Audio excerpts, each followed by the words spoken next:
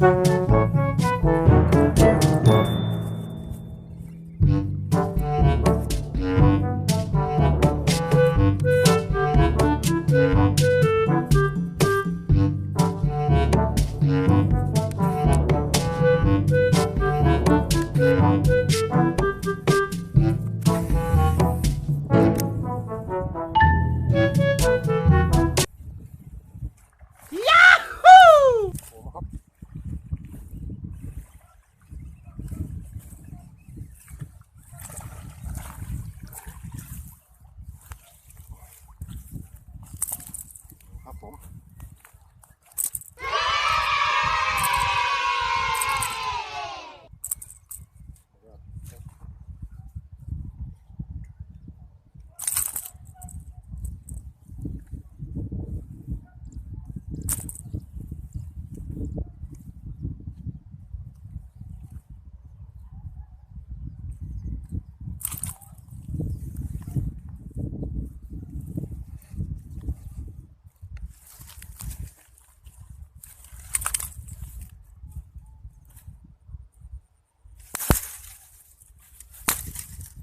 ครับผมเป็นปลาช่อนครับผมไซส์สวยอยู่นะครับผม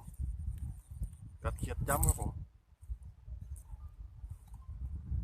ตียามเย็นๆครับผมที่ลำพูนนะครับผมฝนก็จะตกครับลมแรงมากครับผมเขียดจ้ำน้ำเป็นหนึ่งครับผมขอค่ายจ้ำครับผมฝากไว้นะครับสุดยอด